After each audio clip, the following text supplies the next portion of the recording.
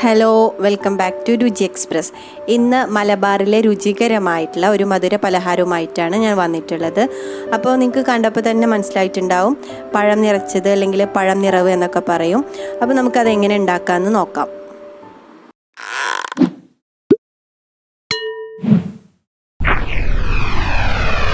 ആദ്യം ഇതിനാവശ്യമായിട്ടുള്ള ഫില്ലിങ് തയ്യാറാക്കിയെടുക്കാം.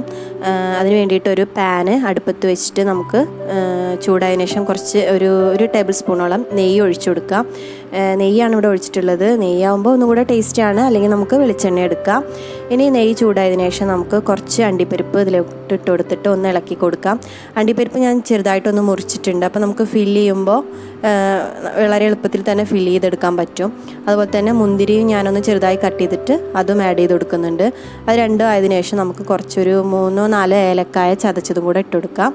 അതൊന്ന് ഇളക്കി കൊടുത്തതിന് ശേഷം നമുക്ക് തേങ്ങയാണ് ആഡ് ചെയ്ത് കൊടുക്കേണ്ടത്. അപ്പോൾ തേങ്ങ ഒരു അരമുറിയുടെ 1/4 ഭാഗത്തോളമാണ് ഞാൻ എടുത്തിട്ടുള്ളത്. അതൊന്ന് നന്നായിട്ട് ഇളക്കി കൊടുത്തിട്ട് ഒന്ന് കളറ് മാറിയതിന് ശേഷം നമുക്ക് പഞ്ചസാര ആഡ് ചെയ്ത് കൊടുക്കാം.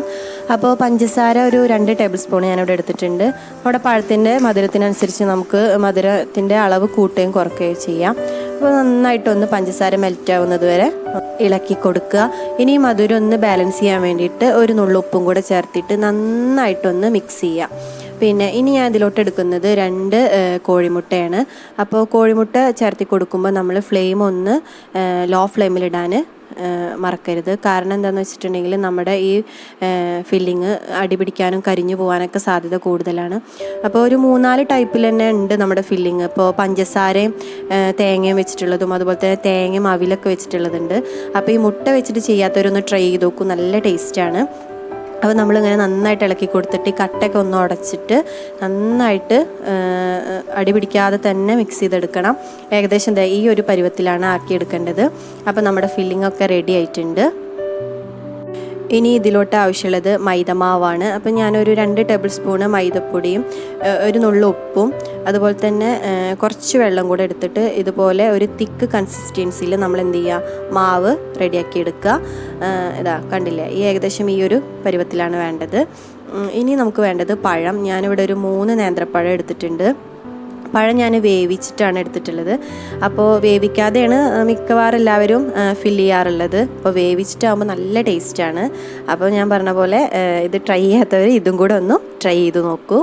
ഇനി നമുക്ക് ഈ പഴത്തിൻ്റെ മുകൾ ഭാഗത്ത് തൊലി മാത്രം ഒന്ന് മാറ്റി കൊടുത്തതിന് ശേഷം ഒന്ന് കത്തി വെച്ചിട്ട് സെൻറ്ററിൽ ഒന്ന് കട്ട് ചെയ്ത് കൊടുക്കുക. അപ്പോൾ നമ്മൾ കട്ട് ചെയ്യുമ്പോൾ പ്രത്യേകം ശ്രദ്ധിക്കേണ്ടതെന്ന് വെച്ചാൽ 2 അറ്റവും നമ്മൾ കട്ട് ചെയ്യരുത്.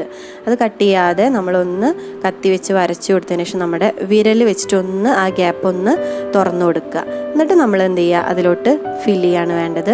അപ്പോൾ അതിനാവശ്യമായിട്ടുള്ള ഫില്ലിങ് നമ്മൾ നിറച്ച് കൊടുക്കുക. ഫില്ല് ചെയ്യുമ്പോൾ പഴം പൊട്ടിപ്പോവാതിരിക്കാൻ വേണ്ടിയിട്ട് ശ്രദ്ധിക്കണം.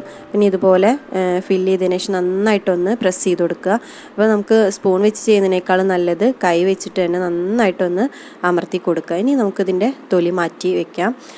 അതുപോലെ തന്നെ മറ്റുള്ള പഴങ്ങളും കൂടെ ചെയ്തെടുക്കാം. 3 പഴങ്ങളും കൂടെ ഞാൻ റെഡിയാക്കി എടുത്തിട്ടുണ്ട്. ഇനി നമുക്ക് ഫ്രൈ ചെയ്യാണ് വേണ്ടത്. അപ്പോൾ അതിന് വേണ്ടിയിട്ട് ഞാനൊരു പാൻ അടുപ്പത്ത് വെച്ചിട്ടുണ്ട്. പാൻ നന്നായിട്ട് ചൂടായിട്ടുണ്ട്. അപ്പോൾ ഇതിലോട്ട് ആവശ്യമായിട്ടുള്ള വെളിച്ചെണ്ണ ഞാൻ ഒഴിച്ചു കൊടുക്കുന്നുണ്ട്. ഒരുപാട് വെളിച്ചെണ്ണ ഒന്നും വേണ്ട, ആവശ്യത്തിന് വെളിച്ചെണ്ണ മാത്രം മതി. ഇനി നമ്മൾ വെളിച്ചെണ്ണ നന്നായി ചൂടായതിനു ശേഷം മാത്രമേ പഴം നിറച്ചതിലോട്ട് മൈദമാവ് ഒഴിച്ചു കൊടുക്കാൻ പാടുള്ളൂ. കാരണം എന്താ വെച്ചാൽ മൈദമാവ് ഇങ്ങനെ ഒലിച്ചു പോകാൻ സാധ്യത കൂടുതലാണ്. ഇതുപോലെ ഒന്നിങ്ങനെ വെളിച്ചെണ്ണ മുകളിലോട്ട് ഒഴിച്ചു കൊടുക്കുകയാണെങ്കിൽ നമ്മൾ ആ ഭാഗം കൂടെ ഒന്ന് റെഡിയായി കിട്ടും. അപ്പോൾ നമുക്കിങ്ങനെ തിരിച്ചിട്ട് കൊടുക്കുന്ന സമയത്ത് ഫില്ലിംഗ് ഒന്നും പുറത്ത് പോവില്ല, അല്ലാന്നുണ്ടെങ്കിൽ പുറത്ത് പോകാൻ ചാൻസ് കൂടുതലാണ്.